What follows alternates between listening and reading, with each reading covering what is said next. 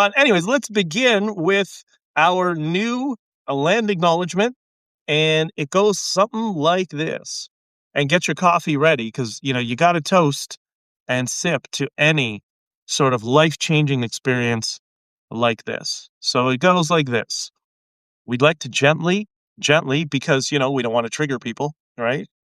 We'd like to gently acknowledge that we're standing on the traditional territory of whoever was here savagely killing each other at the time. Anyway, they aren't in charge anymore. We're here till the Americans take over. Sip. Doesn't that make everything better going into the weekend? And now I get it. Now all those years. And by the way, that is a shout out to Scott Adams, the sip. All the sippers on the Scott Adams School know exactly what I'm talking about. And yeah, all those years that he was doing the simultaneous sip, I wasn't doing it. I wasn't doing it because I long had my coffee and I was usually on the road and I was usually listening to him not live, but the recorded audio streams. So, anyways, beyond we can get beyond, but just giving you a little bit of context of what's going on. So, I hope, yeah, just thinking about this actually. When I say, did you have an amazing week? Do any of you ever reflect on your week and who you might have had a positive effect on? Think about it.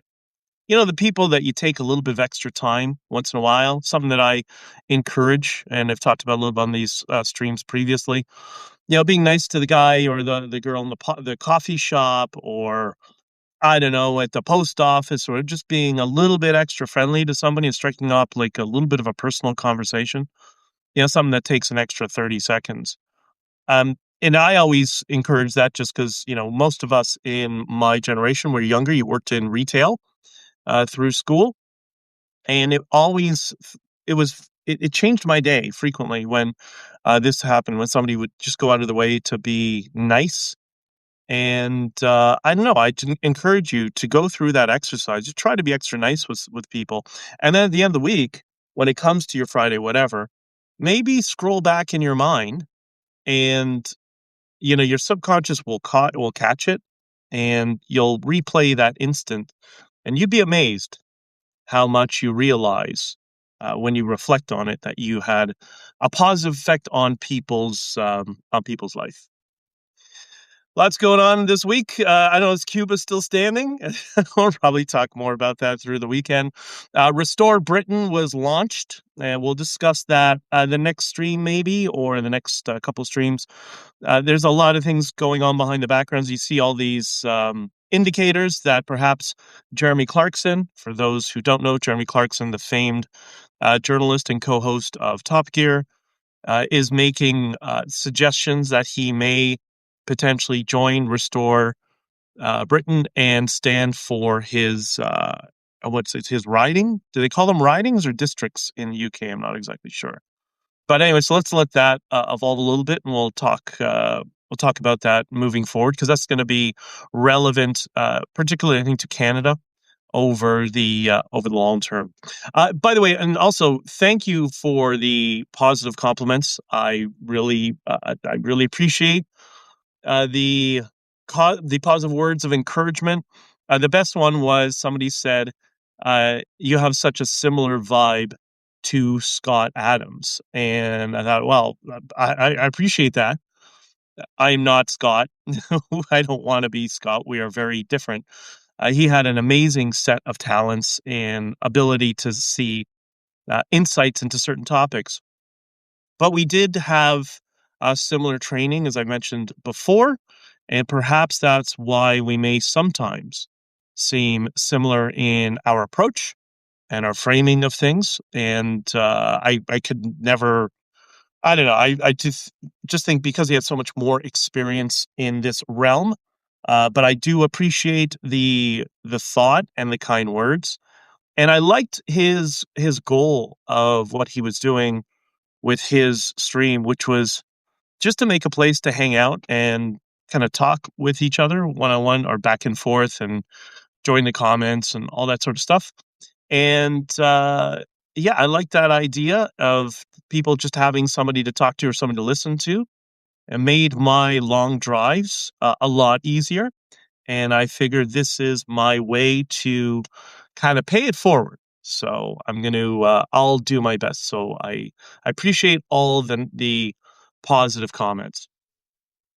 Uh, Review a couple of topics we've come across, and I'm seeing more indicators of it. We'll talk a little bit more about that through the weekend too. This framing the idea of captured media, that the world is no longer legacy media versus alternative media. It's captured media versus non-captured media. And I promise you, this is non-captured media because I do say things that make people upset across the spectrum.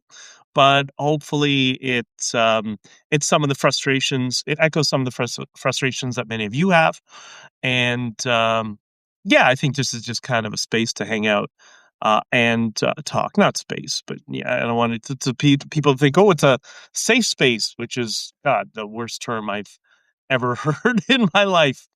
Um, Trump and the daddy frame. We talked a little bit that we're going to get into this a little bit in a few minutes, but we talked about Scott's idea that Trump was the daddy frame, that everything comes from a position of strength, and he's teaching the radical wokies to cut the BS.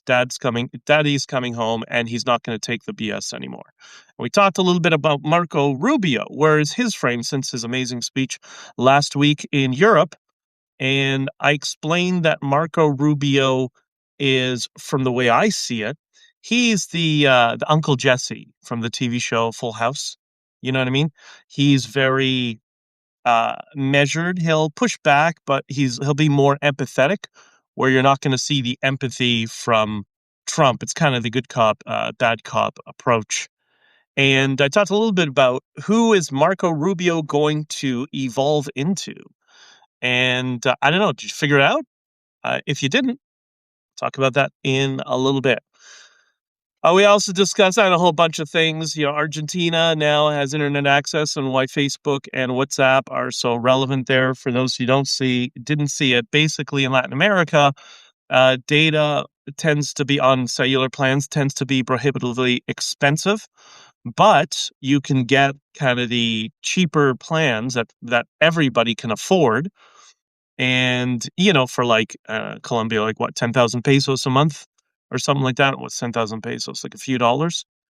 But what they'll do is they'll give you Facebook and WhatsApp for free. So you don't have data, but you have Facebook and WhatsApp, and they end up using that as their data plans. So, anyways, there's a whole bunch of other stuff that we have discussed. The cowboy hat communism thing seems to be accelerating. And this guy, remember William Kelly, the glory hole guy? I caught that picture. It's quite funny. That is where the left is going to go. We're going to have to talk about that more and more moving forward. And we'll get into that in probably through the weekend. Over on Bluesky. So for those who don't know, Bluesky is the Soviet term for blue sky, which is basically what blue sky is. It's just Soviet propaganda. It's hysterical.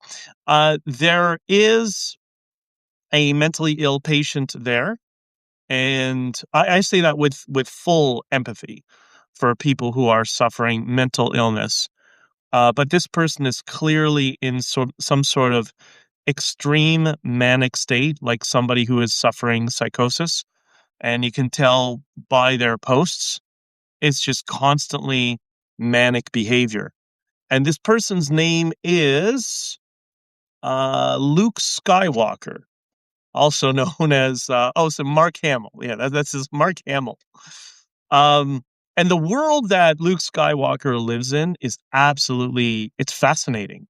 It is, if you want to understand how different we are in terms of the worldviews that have been assigned to us now, this whole two movies, one screen phenomenon, I suggest going to Bluesky and following. There's that other propaganda. So there's Luke Skywalker and the guy who's 3 feet, the dwarf guy. What's his name? Not the guy from Game of Thrones. The what's his name? Robert Reich. He's some sort of political commentator or whatever. And I was a Clinton guy or something. I don't know. Was he on the Epstein list? Anyways, he clearly it's severe mentals. But if you want to see how extreme people are, you just follow those two. And I think that's the dissemination of the propaganda. That's probably why it's so extreme. And they're trying to use these accounts. I guess the PR agents got communication with foreign money. I guess that's how it's working. And they're perpetuating this worldview is just completely divorced from reality. But I think it's fun. I like to go and have a couple of laughs and watch it, and don't take it too seriously. There was, and when I was on Bluesky, I found this post from an account called what was it? Count? Oh, it's called "Women Rise Up 2026." Well, yeah, that's that's not political strategy or brainwashing strategy at all. Women Rise Up 2026. It's kind of like when the political people got involved in the trucker convoy. They tried to call it Freedom Convoy 2022, and it had like a long thing. And I'm like, just call it Freedom Convoy. Like, what is all this? Having to date it and all this sort of stuff. Like, this is the problem when nerds burn the world to the ground with their nuanced stupidity. I remember that. Like, oh, they had this. I can't remember the full long-winded name, but it's just like, hey, just Freedom Convoy. Let's just keep it simple. Keep it simple, stupid. And I guess, I mean, obviously, I went out with that because for a whole bunch of reasons. But anyways, so this account, Women Rise Up, had this. It was a picture of a woman holding up a sign that it was handwritten, but clearly with somebody who had, I don't know, some sort of art training, or somebody who was a cartoonist. Like, everything was just so perfectly, all the penmanship was perfect, and little highlights around it, a little bit of graphic drawn, just a whiteboard with text. But, somebody had a colored marker set and just made it look really pretty. And it said, it's not red versus blue, it's billionaires versus you. It's not red versus blue. It's billionaires versus you. Remember old Texas Paul? Cowboy hat communism? You notice there's no call for the world is ending because of climate change, and there's no gender, there's no association with any gender paradigm there, right? Red versus blue, it's billionaires versus you. So I asked, I asked this. I said, what about the red billionaires? Bill Gates, J.B. Pritzker, Reid Hoffman, Melinda French. Sorry, what's it? Well, now her name is Melinda Gates, and Lorraine Jobs. Who owns the Atlantic? Steve Jobs' ex-wife, and he talked about something that's become a communist propaganda rag. The Atlantic's probably the worst of all of them. And I said, so should we all be out protesting Bill Gates, JB Pritzker, Reid Hoffman, Melinda, Lauren Jobs, and other prominent Democratic billionaires? Is that what we should do? So what do you think? You think she's going to respond to that? I thought, no way in hell is she going to respond to that. Mic drop. She did. And she's in Scotland, by the way. Okay. Which was odd. So why are we commenting on Democrat and Republican politics from Scotland? I mean, in my case, I spend so much of my time in the United States. Might be a little different, but maybe that's just a political actor, or maybe not. Maybe it's just somebody who is sucked into this paradigm of this echo chamber that everything in the world comes down to, in their case, foreign politics, or maybe she's an American there. I don't know. But anyways, she said, I'm not saying all billionaires are bad. Oh, all of a sudden, not all billionaires are bad. Oh, now there's good billionaires. I thought it's, wait. I thought it's, billionaires versus you. But anyway, she says, I'm not saying it's all billionaires, that all billionaires are bad, as bad as each other. But you do have to ask, if they are doing all they can to protect democracy.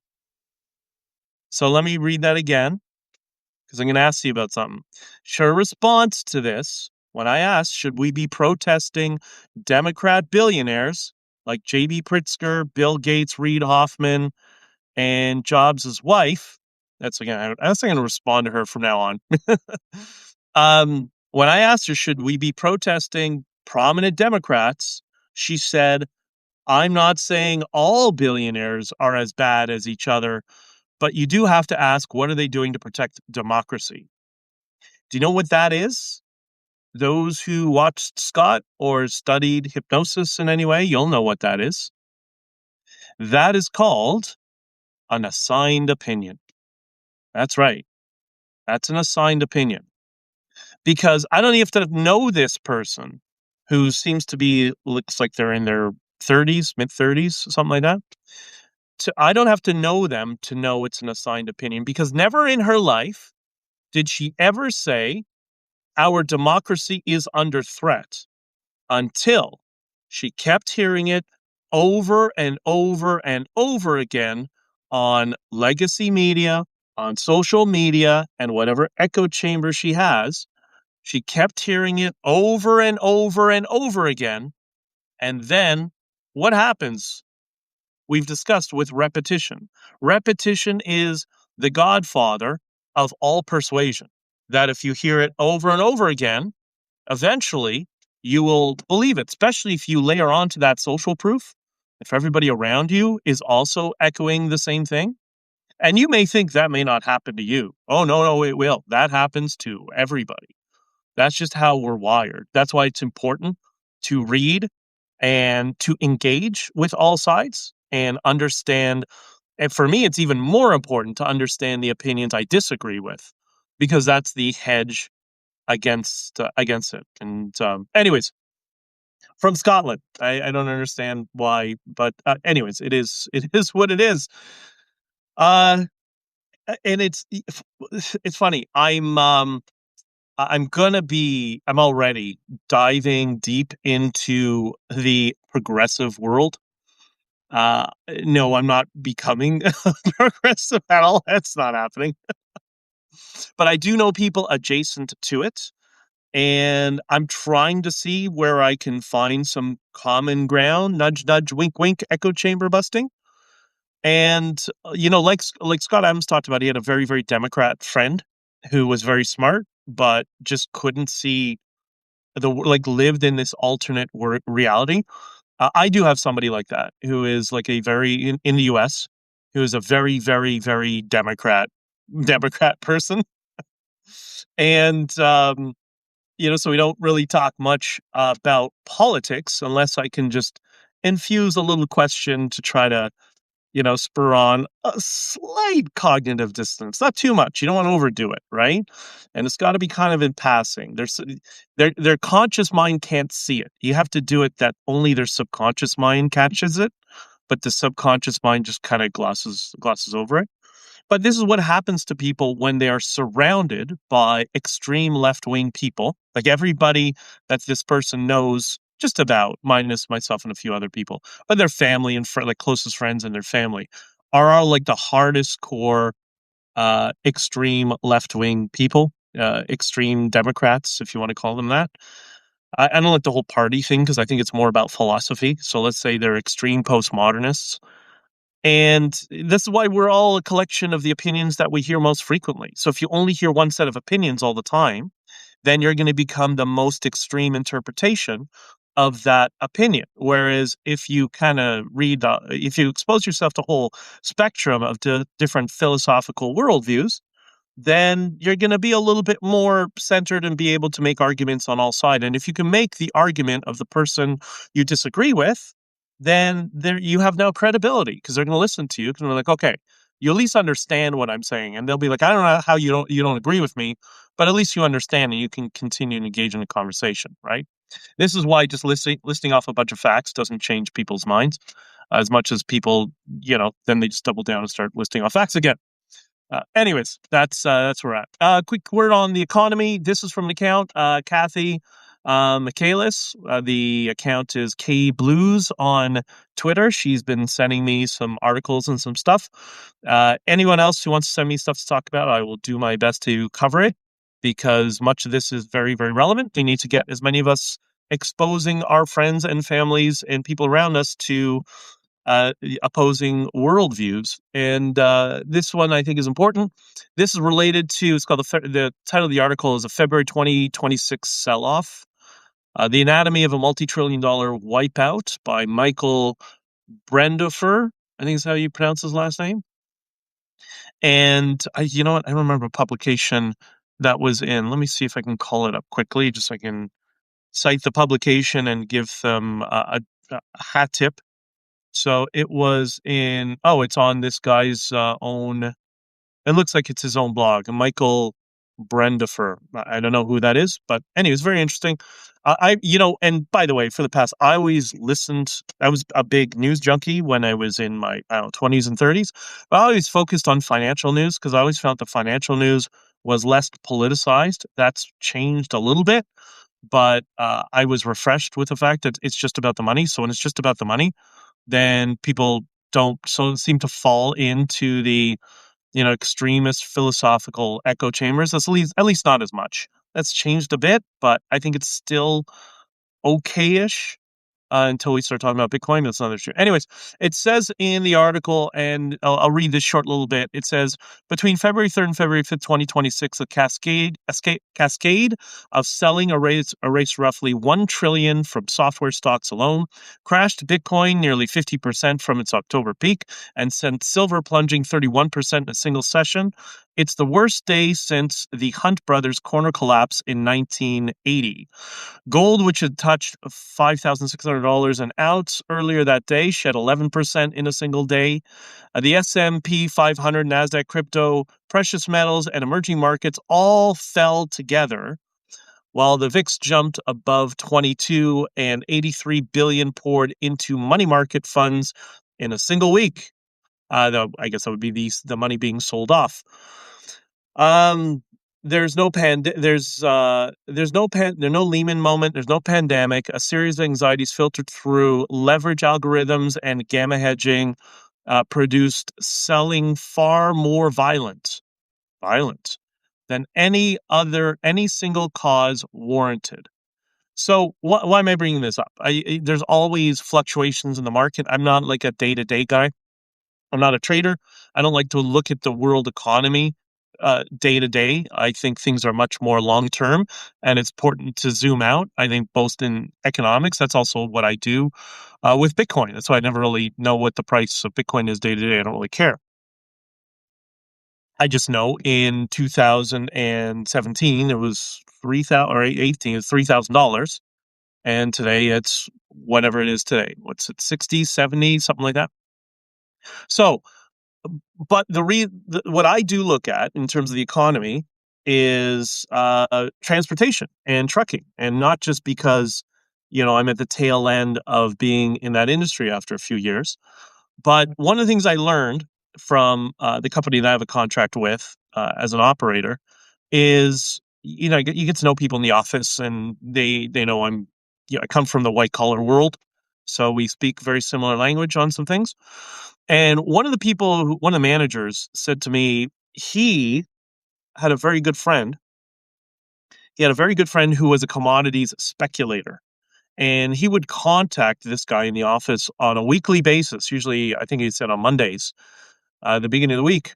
And the reason was because some of the commodities that a lot of trucking companies do, they'll do commodities. And this particular guy saw paper as a leading indicator for economic trends.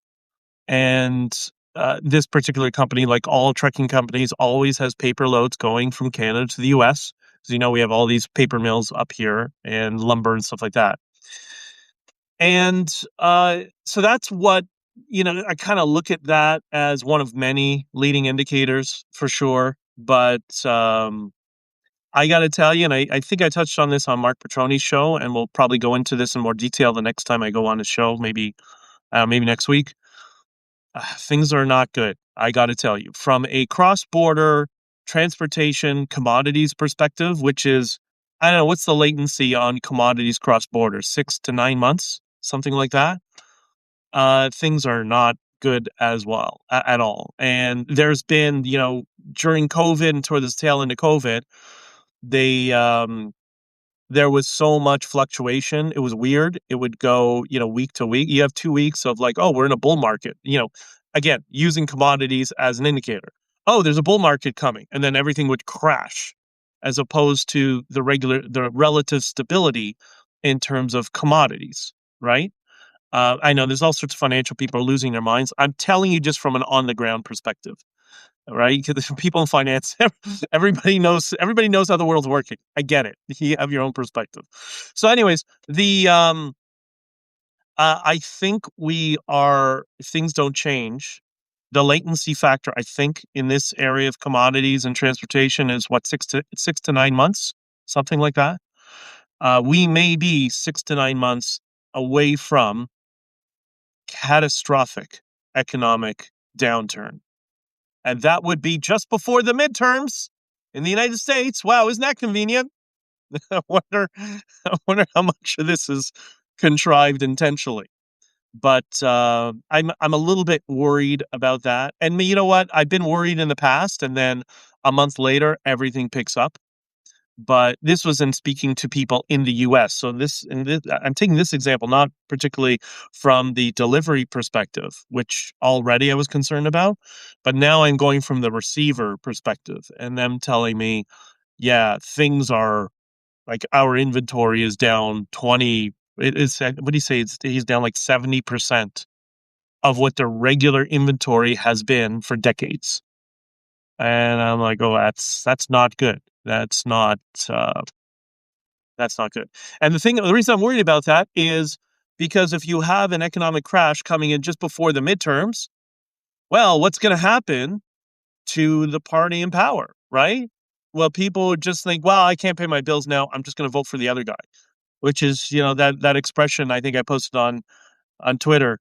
This democracy works great as long as people are relatively well educated. That doesn't mean you go to university degree. I mean, educated in terms of understanding how the world works, the system of the world. And often people who are not formally educated are much more wise on these issues. But I'm concerned that this is lining up just before midterms. And what happens if the midterms sway into the direction they usually do, which is go to the opposition of the party in power? This is why this binary. I know Americans love the binary system. It's horrible. It gets all of you thinking in a binary term. It's why so many people are so easily brainwashed. But it's just because they're predisposed for binary thinking. So if this happens before the midterms and the Republicans get slaughtered in the midterms, well, what happens then? Well, it's going to be constant impeachment, impeachment, impeachment. They will get vicious more than they ever were. If you thought they were vicious before, you wait and see how vicious they become. Because people who are brainwashed and radicalized, they are predisposed for some of the most violent and vicious behavior. It's just kind of how it works, especially since the people who are brainwashing them are quite violent themselves. I'm going to talk more about that probably in the later in the year, because it's quite freaky what I've discovered. So my concern is that makes Trump just a speed bump, right? And then what happens if Trump just becomes a speed bump and all of these executive orders are not codified into law? Because he basically got one bill, which is the big, beautiful bill. That's why he crams so many things into this. And from what I understand, this is kind of how it is. You just get one bill and then midterms, and that's it. And then they start talking about, well, who's going to be this? Who's going to succeed the current administration, which is just such a horrible system there. And then what happens? What happens if it's impeachment all day long? Well, Trump just becomes weak. Politically, doesn't have as much political capital. And now it's back to the blackface Trudeau ethno-communist world that we were living in. That dystopian hell will come back, but it'll come back on steroids, and there won't be another Trump to look forward to shift the world perspective, right? Maybe that's what Marco Rubio will become. But if you thought they were vicious before, you just wait. So those people who are in the United States who will say, well, I'm just frustrated because I can't pay my bills now. I got to vote for the communists. Well, they don't even do that. They just stay home. They stay home and they don't vote because they get frustrated. Yeah, you're going to be the one who's targeted. You're going to be targeted for not voting because you will be the enemy of the state in this paradigm that we live in. So it's very important.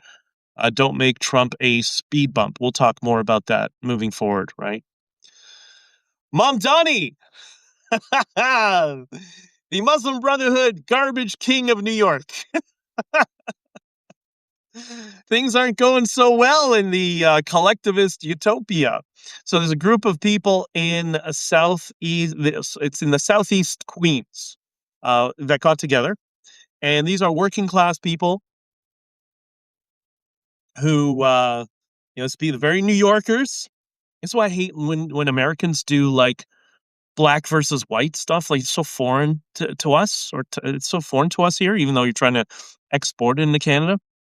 Because if you turn the sound off, you can't tell if they're black or they're white because they're just New Yorkers from Queens.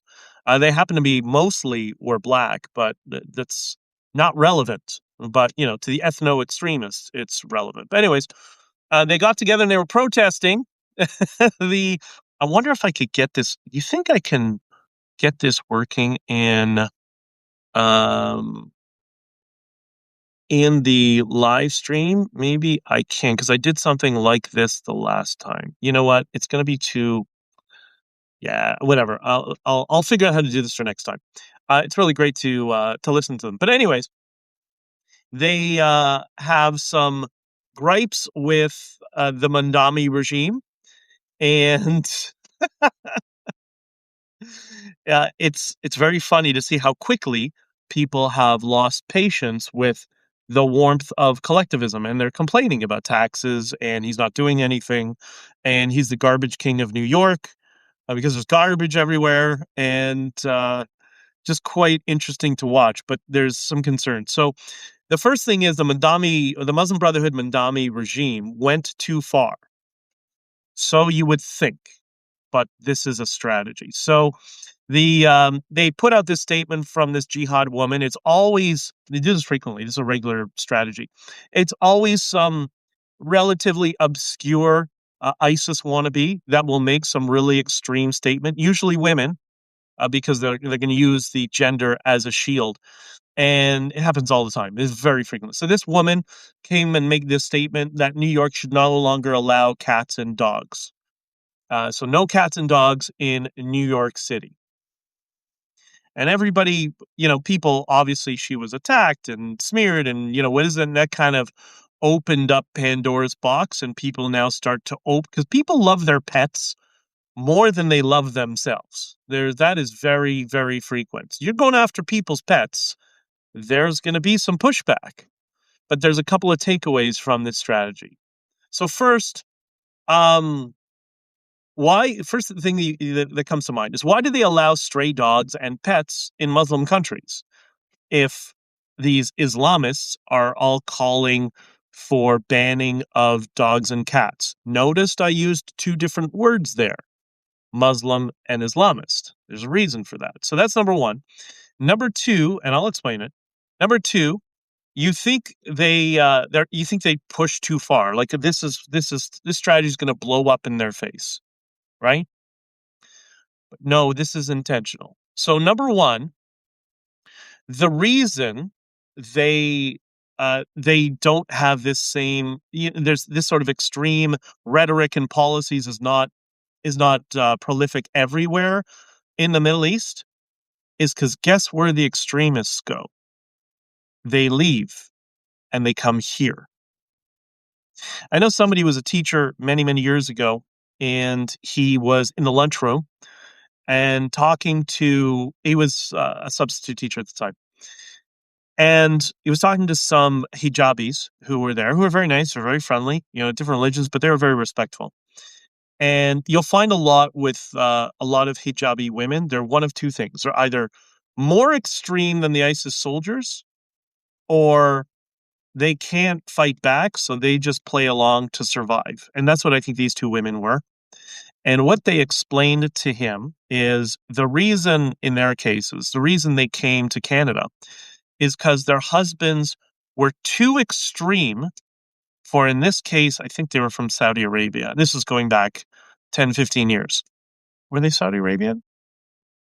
I think so. Anyways, whatever. And Saudi Arabia was quite extreme at the time. It's still quite extreme, even though they're trying to reform.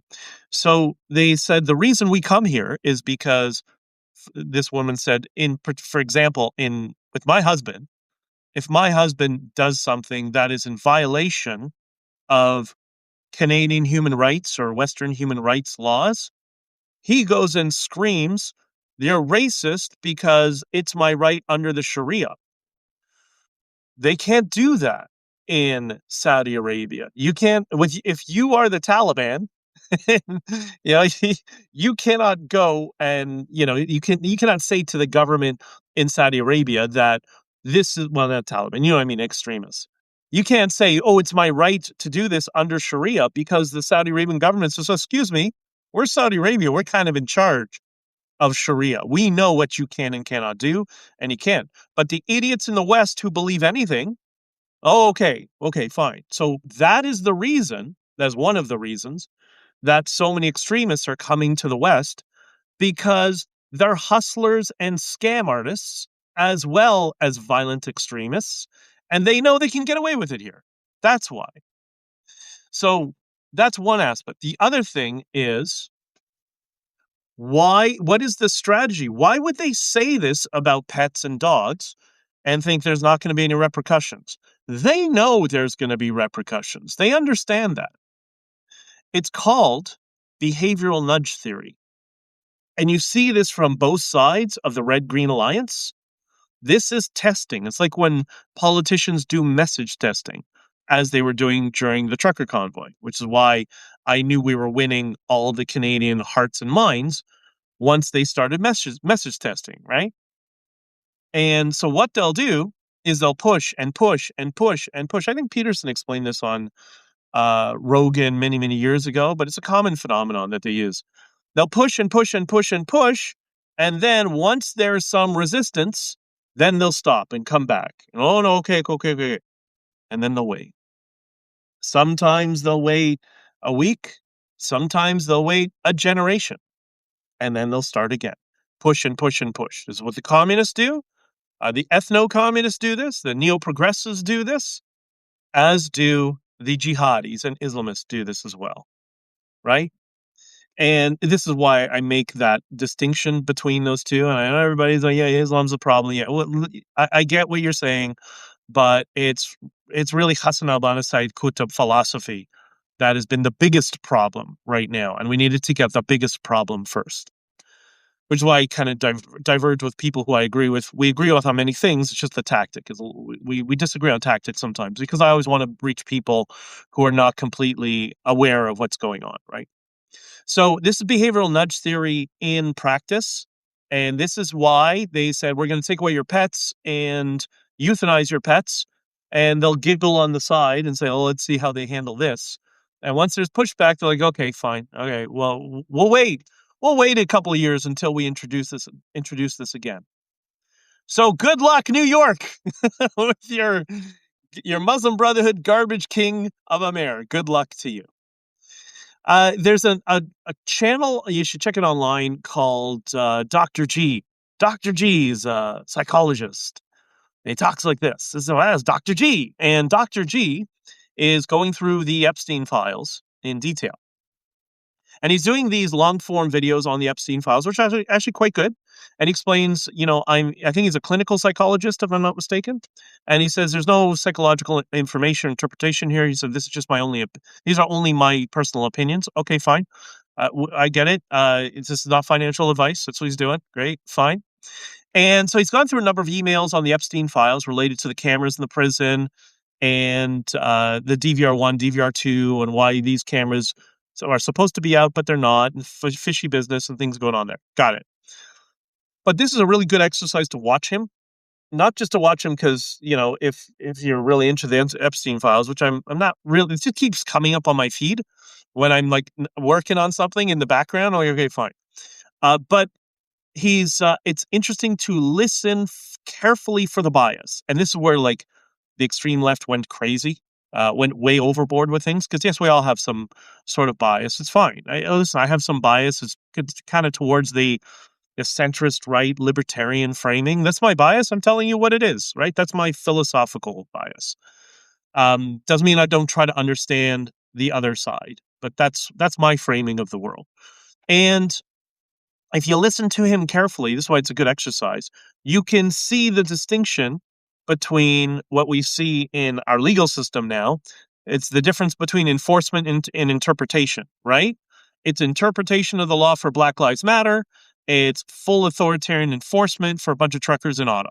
That's the paradigm, right? Enforcement versus interpretation. And which is what's destroying the West.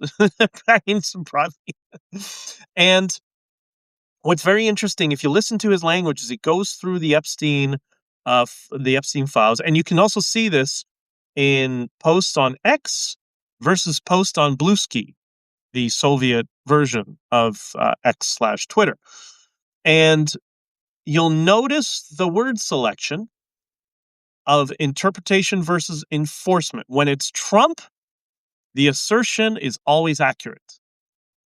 When it's Tom Hanks, well, we can't draw any conclusions yet. We just, we're not sure. This is the most insidious form of manipulation and brainwashing. I mean, Dr. G, I don't know if I don't think he's actually doing it consciously. I think it's subconscious. His bias is clearly to one side, which would be common in the world of psychology, as Jordan Peterson would have explained. And I get it. You're in a framing, you're in an industry that is all about caring and comes from empathy. And you see Trump as the least empathetic person in the world because, again, he's the daddy who's come home who's not going to tolerate your BS anymore. You've run out of empathy credits, right? But it's very cruel.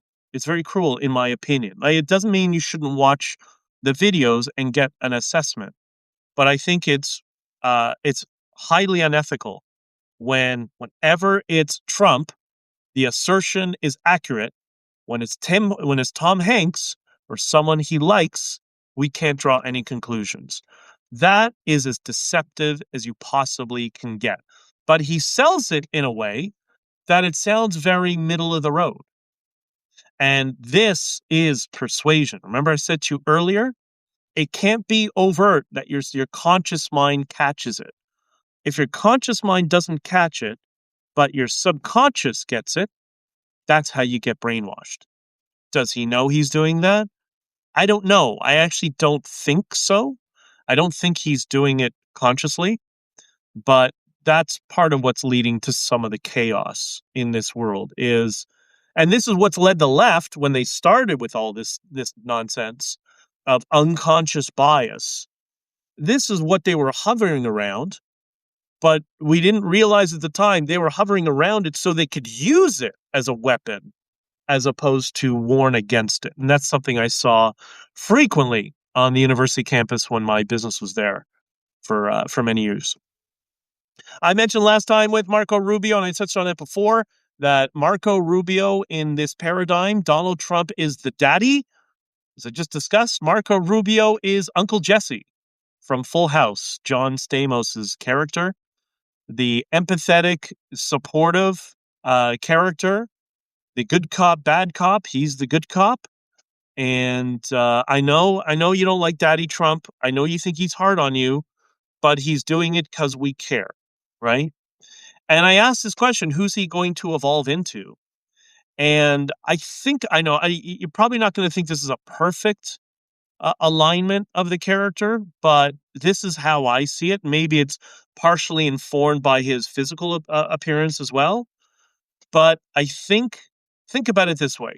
Marco Rubio he's currently, and I think he's going to be evolving over time into this role, this type of character. He's moving from the Uncle Jesse empathetic character to a more leadership position, right? Because he's going to run for president. and I think he's probably going to, the kingmaker will be Trump, and I'm willing to bet he's going to be pushing for him. And by the way, that's not to take away from JD Vance. That's my read on it. I could be wrong. And if you disagree, don't get angry and yell at me. I'm just telling you what I see. So I think he's going to evolve into a movie character.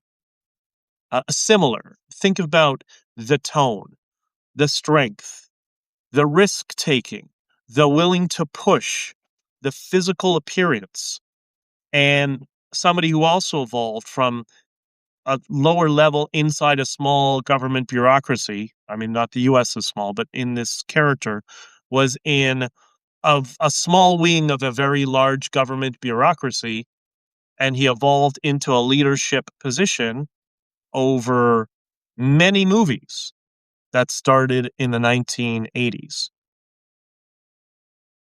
Think about Marco Rubio. Takes risks, he pushes back hard, he can see the full chessboard now. He was maybe a little bit naive when he first ran the first time and didn't see the knives hitting him in the back, but now he sees them all. Now he's prepared, and he's going to prepare to take over time. Do you know the character Ethan Hunt? Remember the movie Mission Impossible?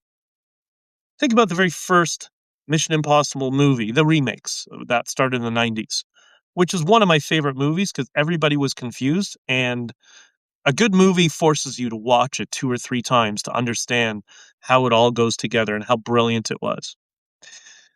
That was Marco Rubio when he ran for president the first time, and his own team was knifing him in the back. Now he's got the experience. He's gone through being part of the administration. He seems like one of the best secretaries of states the United States has ever had. In just a year, how much he's done is amazing.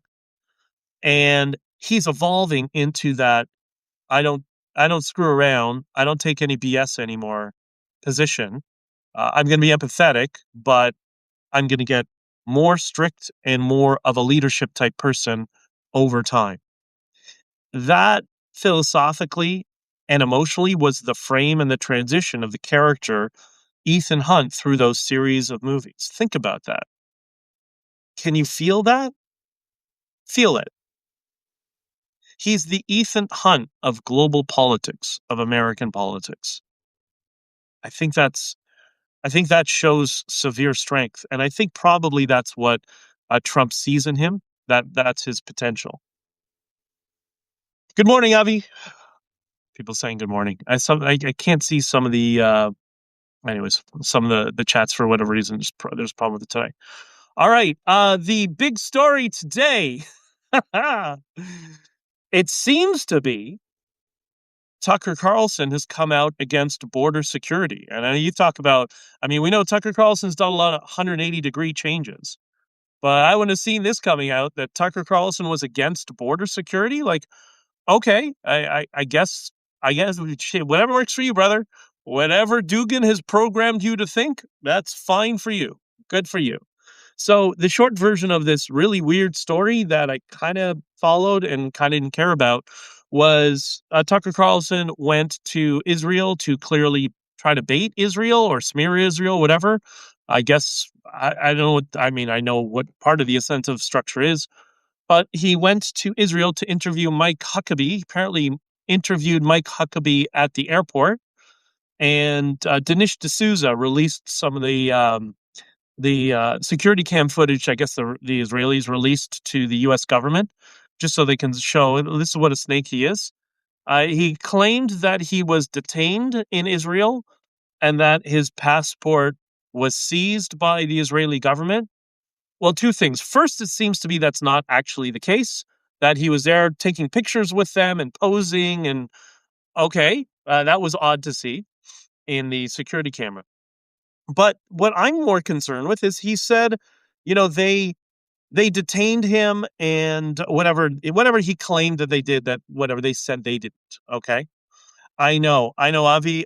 Listen, Autocorrect is my enemy. I'm going to fix it after. It's making me crazy. Every time I try to do that, it always autocorrects me as I'm trying to do two things at once. But thank you. I agree. I will fix it. I promise. So I knew somebody was going to say that. I knew somebody was going to say that. So Tucker Carlson goes to Israel and he claims that he was being detained and his passport seized. Now, for context, Tucker Carlson has gotten very chummy with Israel's primary enemy, which is the Muslim Brotherhood, which is the Qatari government. That's why Hamas is housed there. That's why Yusuf Qaradawi was there for what, a decade, the spiritual leader of the Muslim Brotherhood till he croaked, right? So yeah, you're going to be doing PR with the enemy of Israel, and then you go there. It wouldn't be irrational if they detained him, which we now see in camera they didn't. But I have a question. I thought Tucker Carlson was all about border security. Oh, is it border security only for the United States and the rest of the world? We have to have open borders? Is that what he is? Like, if you're open, if you're a strong, close the border person, and you go to another country and they have borders, how are you surprised and shocked? You should be encouraging countries to have borders. Isn't that what your whole philosophy is about? I don't get it. And why is nobody asking him that? Did not get notification from the Rumble stream to start the past. It was working. I appreciate you filling unique live stream space and approach. Well, thank you very much. Yeah, I don't know. I don't know the technical stuff. I'm still deciding Rumble or Streamlabs, but I'll deal with that after. Okay, so Tucker Carlson, in short, builds his thing on his audience on border security. I'm gonna stab Trump in the back, but I'm gonna be on board with Trump on border security. Great. Then aligns with the Muslim Brotherhood, parrots everything they tell him after Dugin programs him to do so, and then he goes to Israel, is subjected to border security, and then he's outraged. What? What? You talk about being philosophically inconsistent. You got to pick one, brother. Either you're for border security or you're not for border security. And if you're for border security, you're going to understand that when you go to other countries, they're also going to have a border security infrastructure. It's just so wild. And I think what's wild about it is his audience who doesn't see it, the ones who remained, as we can see, he has a very fledgling audience. But the ones who are still there can't see it. Now, I know a lot of people just watch it for entertainment and it's in one ear out the other. This is what I was trying to explain to some of the people who are outraged over the what's the little troll, the Mexican kid, whatever his name is. And I'm like, it's just some little kid, you know, throwing popcorn at a screen trying to get reactions out of people. Like, don't get upset over that all the time, right? And I know some people who watch that nonsense and they're like, yeah, it's just entertaining. I'm watching. He said, this one particular guy was the first one who told me, he's like, yeah, I watch this stuff, but I'm not really watching. I'm passively listening while I'm working. He's like, yeah, I think he's, full of crap 90% of the time, but it's funny to listen to. It's just comedy, right?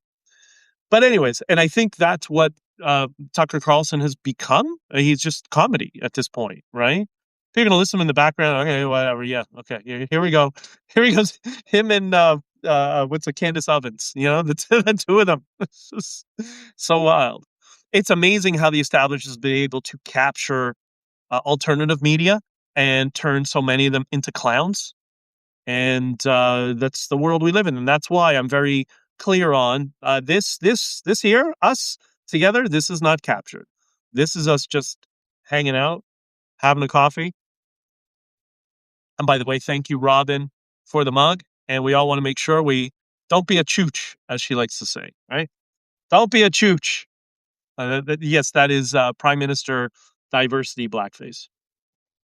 Tucker has lost his ground. It's rather shocking what has happened to him.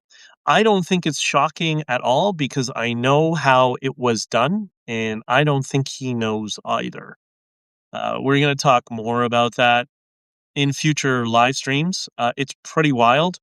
I can't talk about it yet because I got to prime many of you to understand step 1, step 2, step 3, step 4, and then I can package it and explain what is happening with these nudniks online who are parroting mid-century German talking points.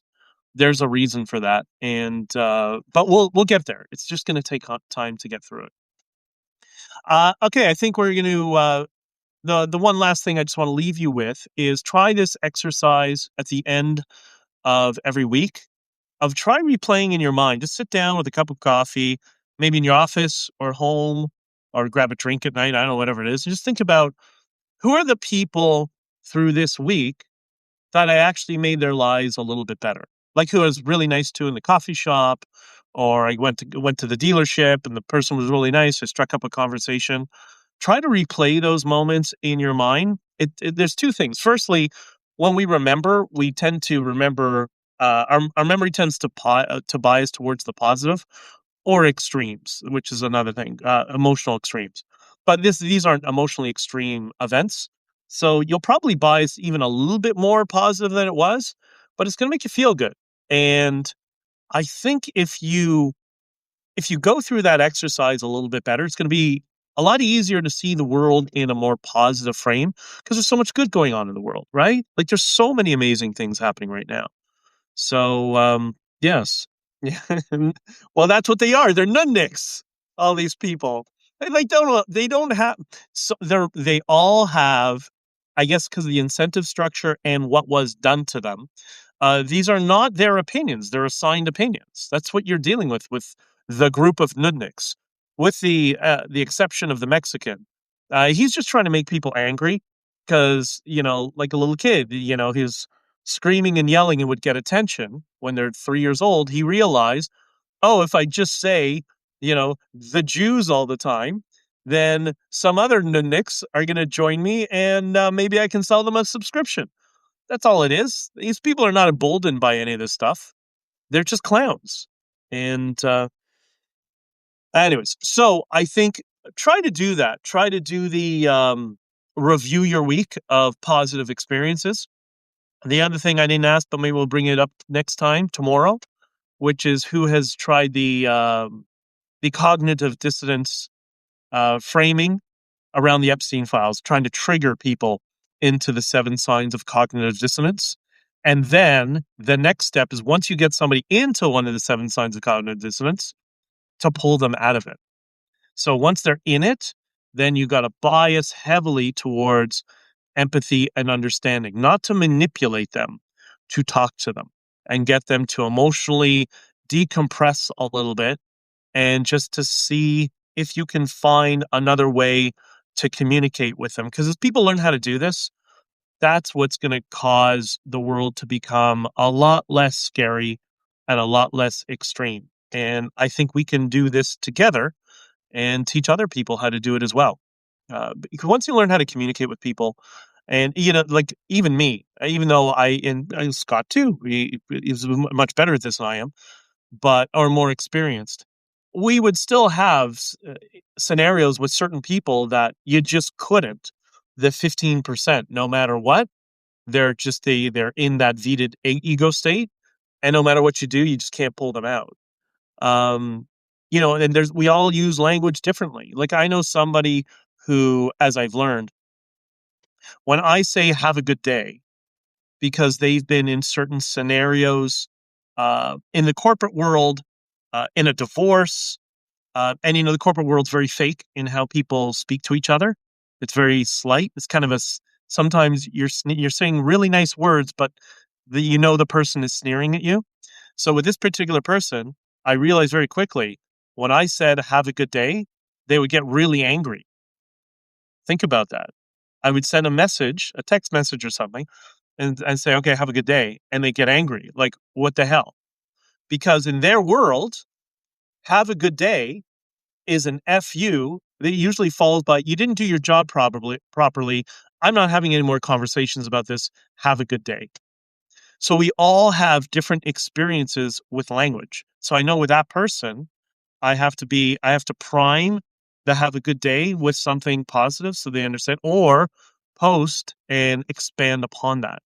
So if we understand that we all use language differently, we all feel words differently, then it becomes easier to communicate. This is why I'm trying this experiment to get more exposure and direct communication with people who've been sucked into the progressive world, because I think we can undo a lot of the damage that has been done to them, and many of them, they don't know that it's been done to them.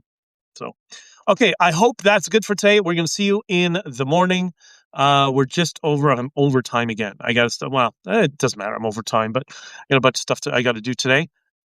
I love you all. You're all amazing. And thank you for joining. And I will talk to you all tomorrow.